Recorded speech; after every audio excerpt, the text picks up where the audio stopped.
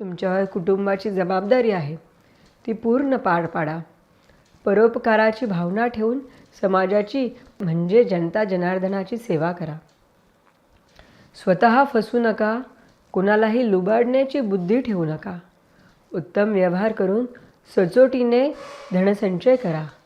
मुलाबाळांचे शिक्षण व्यवस्थित करा. उतरणीच्या काळात बचत धनाची किंमत कळते, त्यामुळे बचत करा. आलेल्या सर्व इष्ट आप्त परिस्थितीत जबाबदारी वाहण्याचे सोडू नका. हाच तुमचा शुद्ध परमार्थ आहे. अंधश्रद्धेला बळी पडू नका. गंडे दोराच्या नादी लागू नका. मांस खाण्यासाठी आपले शरीर नाही, मांसाहार करू नका. दारू पिऊ नका. एका बाटलीने घर दार बायका मुले समाज सोयरे सगळं संपतं हो. बायांनो, पार्वतीने महादेवास वठणीवर आणले, तुम्ही पण सर्व तिच्यासारखे वागा. संसाराची पूर्ण जबाबदारी घ्या.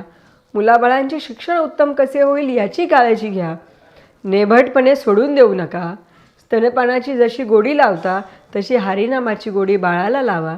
शास्त्र व्यवहाराचे शिक्षण देऊन त्यांना गृहकर्तव्य दक्ष बनवा. पेराल तसेच उगवते बरं. शिक्षण कर्म भक्ती केले तरच व्यवसाय पुण्य उत्तम प्रपंच सहज प्राप्त होतो, याचे भान ठेवा. आज उपस्थित भक्त मंडळींना असं किती सांगून किती नको अशी महाराजांची अवस्था झाली होती. जणू काही पुनर्भेट होईल की नाही याची शाश्वतीच नव्हती. याही अवस्थेत महाराजांनी प्रबोधन करत कीर्तन केले. या प्रसंगी असा एकही भाविक भक्त नव्हता की त्याचे डोळे पाणावले नसतील.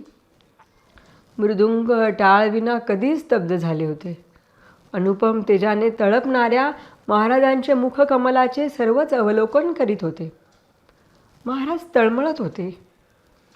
विश्वंभराला भेटण्याची, त्याच्याशी समरूप होण्याची इच्छा त्यांच्या बोलण्या चालण्यातून दिसत होती. बेटावर परतल्यावर महाराजांनी विश्रांती घेतली. दुसऱ्या दिवशी सीडी लावून टी व्हीवर महाभारत बघत असताना त्यांना अस्वस्थ झाले. टी व्ही बंद केला, जेवणासाठी बसले. त्यांना आपल्या भक्ताकडून डबा आला होता. ते डब्यातील खायला नको, कढी भात द्या असे म्हणाले. तो खाल्ला. जेवण झालं होतं. अस्वस्थ वाटत होतं. महाराजांनी दरवाजातून पिंपळाच्या झाडाकडे नजर टाकली. चैत्र पालवीची पाऊल लागत असताना उन्हाळे पावसाळे पाहिलेली अनुभवी पाने जून झाल्यामुळे गळू पाहत होती. महाराजांना पोटात गडबड झाली, जुलाब सुरू झाले. महाराजांचे शिष्य दादाभाऊ त्यांना डोंगरे हॉस्पिटल येथे घेऊन गेले. डॉक्टरांनी निदान केले की डायरिया झाला व डिहायड्रेशन झाले. औरंगाबादच्या मोठ्या दवाखान्यात महाराजांना घेऊन जा. तोवर ही वार्ता वाऱ्यासारखी सर्व भक्तात पसरली. वैजापूरच्या दवाखान्यात नेताना महाराज म्हणत होते, मला औरंगाबादला घेऊन जाऊ नका, मला बेटावर जायचं आहे. परंतु तब्येतीच्या काळजीपोटी सर्वांनी आग्रह करून औरंगाबादला न्यायचे ठरवले. ॲम्ब्युलन्समध्ये बेटावरील दादाभाऊ भरत महाराज होते. औरंगाबाद येथे 2 दिवस महाराज अंडर ऑब्झर्वेशन राहिले. त्यांच्यावर सर्व प्रकारचे इलाज केले जाऊ लागले. भक्त मंडळींची संख्या दवाखान्यात वाढू लागली. त्या काळातील महाराजांचे सर्व शिष्यगण उपस्थित होते. त्यात रामगिरी महाराज हे तात्काळ हजर झाले व तिथेच थांबले. महाराजांची तब्येत चांगली व्हावी यासाठी रात्रंदिवस भजनाचा कार्यक्रम उपस्थानांनी सुरू केला. उन्हाचा व दुःखाचा दाह भक्तमंडळींना जाणवत होता. लोकप्रतिनिधींनी दवाखान्यासमोर मंडप बांधून दिला. उपस्थित असणाऱ्या सर्व भक्तांच्या जेवणाची व पाण्याची सोय व्यवस्था केली. महाराजांच्या तब्येतीत चढउतार होत होता. उतारमळ्यामुळे शारीरिक बंधन होते.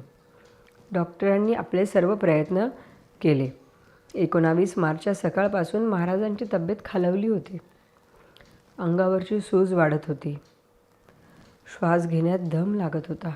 महाराजांना ICUमध्ये ठेवण्यात आले. सर्व शिष्यगण ICUच्या बाहेरच थांबले होते. श्वास महंत नारायणगिरी महाराज घेत होते तर धडधड प्रत्येक शिष्य भक्ताच्या छातीत वाढत होती. सर्वजण महाराजांशी इतके एकरूप झाले होते. डॉक्टर त्यांच्या ताफ्यासमवेत महाराजांच्या अवतीभोवती होते. महाराजांच्या तोंडावर प्राणवायूचा मास लावला होता. कार्डिओग्राम समोर असलेल्या स्क्रीनवर दिसत होता. सुमारे 3-3:30 वाजता कार्डिओग्राम मशीनमधून बिब बिब आवाज येऊ लागला. डॉक्टर सतर्क झाले. मनगटावरील नस तपासू लागले. मशीनकडे पाहू लागले. सर्व भक्तमंडळींना कळले की आता काहीतरी वेगळे चालू आहे. दवाखान्यावरील भक्तांनी भजनाचा वेग वाढवला होता. काही मंडळी मोठ्या आवाजात विष्णू सहस्रनाम गात होते. विष्णूला, पांडुरंगाला आवडणी घालत होते. आमच्या परमेश्वराला, गुरुला, सख्याला आमच्यापासून हिरवू नकोस. डॉक्टर कार्डिओग्राम मशीनवरील रेषा पाहत होते. स्टेथोस्कोप लावत होते. महाराजांच्या चेहऱ्यावर मात्र समाधानाचे भाव होते. सुजलेला चेहरा स्तब्ध दिसत होता. श्वासाची गती मिनिटागणिक कमी होत होती. कार्डिओग्राममधील मशीनवर बिब बिब आवाज वाढला होता.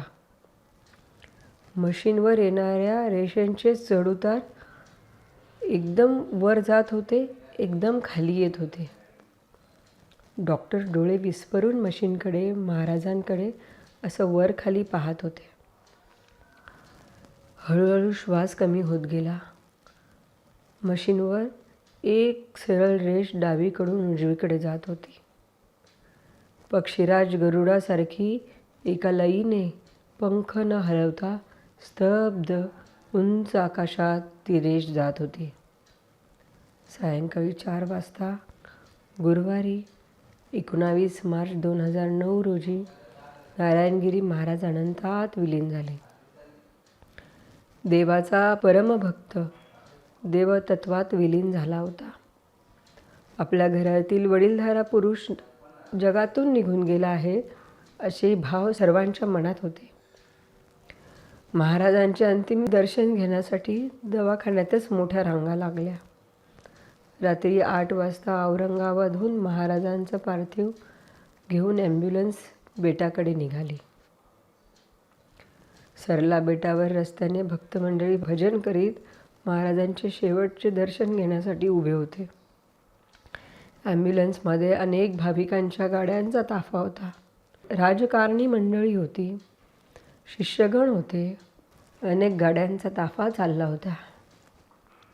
गंगापूरला पेट्रोल पंपावर, वरखेड फाटा, वाघलगाव, महालगाव, वीरगाव, वांजरगाव इथे 5-5 मिनटं गाडी थांबवून भक्तांना दर्शन दिले. बेटावर पोहोचण्यास रात्रीचे 12-12:30 वाजले होते. एवढ्या भल्या रात्री 1 लाखांवर भक्त मंडळी बेटात उपस्थित होती. दर्शनाच्या रांगा लागल्या. भजन चालू होते. रात्र संपून पहाट झाली. ते वाढणाऱ्या गर्दीने सांगितले, महंत नारायणगिरी महाराज यापुढे आपल्याला कधीही समक्ष दिसणार नाही. नारायणगिरी महाराजांचे पद्मासन घातलेले, गळ्यात पुष्प धारण केलेले निराकार निर्विकल्प देवरूप आपण स्मरणात साठवून ठेवावे यासाठी अनेक भक्तगण प्रयत्न करत होते. विठ्ठलाच्या दर्शनासाठी जशी बारी लागते तशीच या माऊलीसाठीही लागली होती. देवाला अर्घ्य वाहण्यासाठी घेतलेले जल दोन्ही हातांच्या ओंझळीतून निसटून जावे तसे दर्शनाची वेळही संपली होती. आता तो निर्वाणीचा क्षण जवळ येऊन ठेपला. समाधी सोहळा. जमलेला मोठा जनसमुदाय. त्यात कुणीही फक्त श्रीमंत, फक्त गरीब, श्रद्धाळू, फक्त भाविक, फक्त आध्यात्मिक, फक्त अभ्यासू, विश्वस्त भक्त असे राहिले नव्हते. माझ्याच सर्वात जवळचे असणारे महंत नारायणगिरी महाराज अनंतात विलीन होत आहे असं जड अंत करणारे विचार करणारी लाखो मंडळी तिथे उपस्थित होती. महंत नारायणगिरी महाराजांचे पद्मासन घातलेले पार्थिव शरीर स्नानासाठी विद्यार्थी भक्त व मठाधीश्वर मंडळींनी बाहेर घेतले. काही मठाधिपतींनी मंत्रघोष सुरू केला. विद्यार्थी व भाविकांनी स्नान घातले. त्यानंतर भस्मविधी संपन्न झाला. महंत नारायणगिरी महाराजांच्या विद्यार्थ्यांनी महाराजांच्या पार्थिवाला भस्म लावले.